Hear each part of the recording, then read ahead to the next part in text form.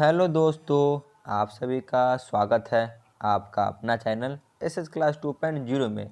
चलिए आज हम लोग देखेंगे एसएसटी से 40+ मोस्ट VBIMCQ क्वेश्चन को।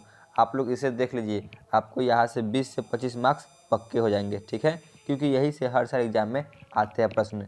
चलिए हम लोग अपना क्लास को शुरू करते हैं। आज का पहला प्रश्न है, काउंट काबूर को विक्टोर एमेन्यूल ने किस पद पर नियुक्त किया? बताइए, उन्हें किस पद पर नियुक्त किया गया था? ऑप्शन ए सेनापति, ऑप्शन बी फ्रांस के राजदूत, ऑप्शन सी प्रधानमंत्री, ऑप्शन डी गृह मंत्री। बताइए उनको किस पद पर नियुक्त किया गया था? तो उनको प्रधानमंत्री के पद पर नियुक्त किया गया था, ठीक है। चलिए आगे चलते हैं। क्वेश्चन नंबर 2, बिस्मार्क क्या था? बताइए बिस्मार्क क्या था? ऑप्शन ए कवि था, ऑप्शन बी नाटककार था, ऑप्शन सी संगीतज्ञ था, ऑप्शन डी कूटनीतिज्ञ था। बताइए क्या था? तो इसका सही जवाब होगा ऑप्शन डी, वह कूटनीतिज्ञ था, ठीक है। चलिए आगे बढ़ते हैं। क्वेश्चन नंबर 3, बोल्शेविक क्रांति कब हुई थी? बताइए। ऑप्शन ए फरवरी 1917, ऑप्शन बी नवंबर 1917, ऑप्शन सी अप्रैल 1917, ऑप्शन डी जनवरी 1905। बताइए बोल्शेविक क्रांति कब हुई थी?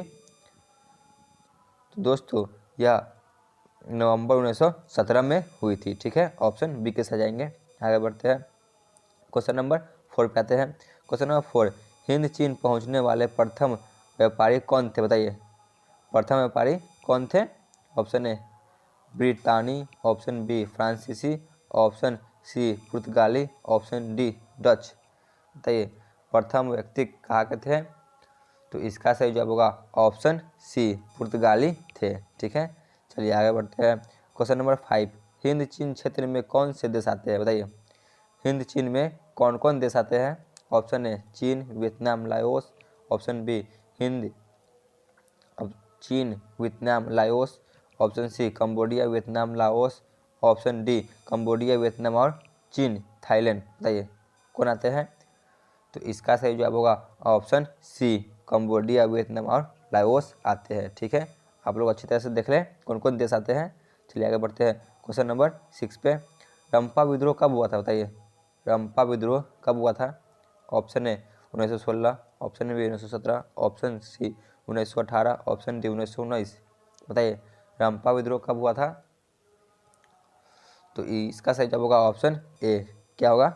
ऑप्शन ए, ठीक है। 1916 में हुआ था रंपा विद्रोह। चलिए आगे बढ़ते हैं।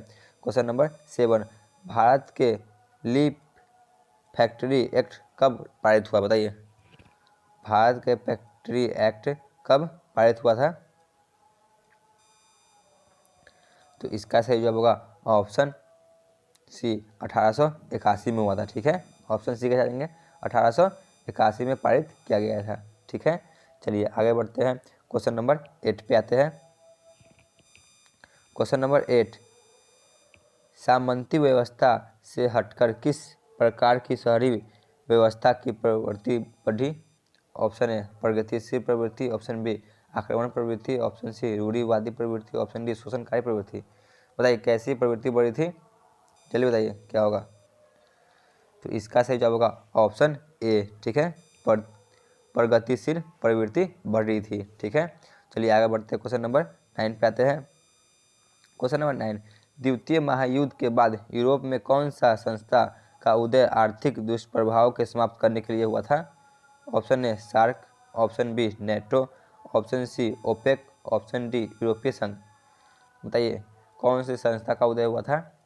तो इसका सही जवाब होगा ऑप्शन डी, यूरोपीय संघ की स्थापना की गई थी। आगे बढ़ते हैं। क्वेश्चन नंबर 10, किसने कहा मुद्रण ईश्वर की दी हुई महानतम देन है, सबसे बड़ा तोहफा है? बताइए यह कथन किसने कही है? ऑप्शन ए महात्मा गांधी ने, option B Martin Luther King, option C Muhammad पैगंबर, ऑप्शन डी ईसा मसीह। बताइए किसने कही थी? तो इसका सही जवाब होगा option B, Martin Luther King ने कही थी। आगे बढ़ते हैं। क्वेश्चन नंबर 11, वन स्थिति रिपोर्ट के अनुसार भारत में वन का विस्तार है? बताइए कितना वन का विस्तार है? तो इसका सही जवाब होगा ऑप्शन सी, 20% भौगोलिक क्षेत्र में, ठीक है। चलिए आगे बढ़ते हैं। क्वेश्चन नंबर 12 पे आते हैं। सौर ऊर्जा निम्नलिखित में से कौन सा साधन है? बताइए सौर ऊर्जा निम्नलिखित में से कौन सा संसाधन है? ऑप्शन ए मानवीकृत, ऑप्शन बी नवीकरणीय, ऑप्शन सी अजैव, ऑप्शन डी अचक्रीय। बताइए कैसी साधन है? तो यह नवीकरणीय साधन है। ठीक है, ऑप्शन बी के साथ जाएंगे। आगे बढ़ते हैं क्वेश्चन नंबर 13। समुद्री क्षेत्र में राजनीतिक सीमा की कितनी कमी क्षेत्र तक राष्ट्रीय संप्रदा निहित है? तो इसका सही जवाब होगा ऑप्शन सी। ठीक है, 12.2 किलोमीटर।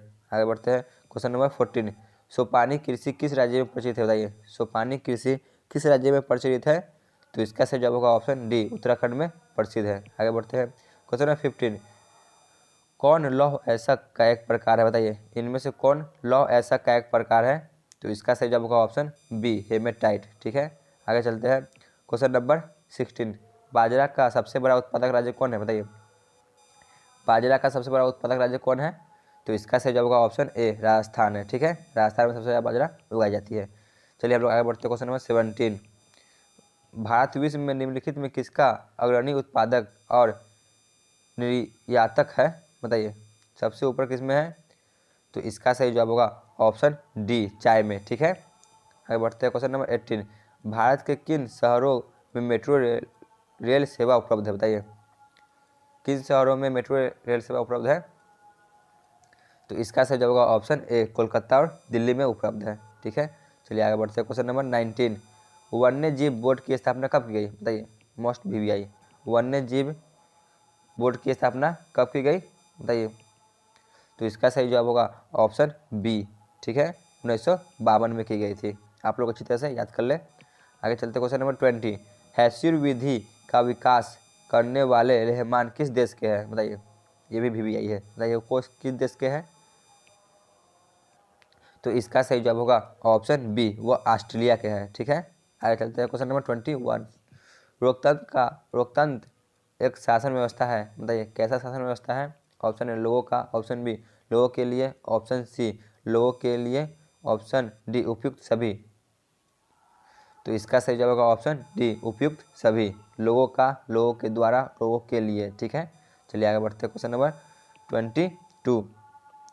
स्थानीय स्वशासन की राज्य के नीति निर्देशक सिद्धांत में संबंध किस अनुच्छेद का चर्चा किया गया है? बताइए किस अनुच्छेद की चर्चा किया गया है?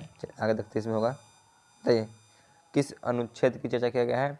तो इसका सही जवाब होगा ऑप्शन सी। ठीक है, अनुच्छेद 40 का। आगे बढ़ते हैं क्वेश्चन नंबर 23। सोवियत संघ का विखंडन किस वर्ष हुआ? बताइए सोवियत संघ का विखंडन, यहाँ पे विखंडन पूछा जा रहा है, किस वर्ष हुआ? तो इसका सही जवाब होगा ऑप्शन सी, 1989 में हुआ। ठीक है, मोस्ट वीवीआई, इसको भी टिक लगा लें। आगे बढ़ते हैं क्वेश्चन नंबर 24। दल बदल कानून निम्नलिखित में से किस पर लागू होता है? बताइए दल बदल कानून किस पर लागू होता है?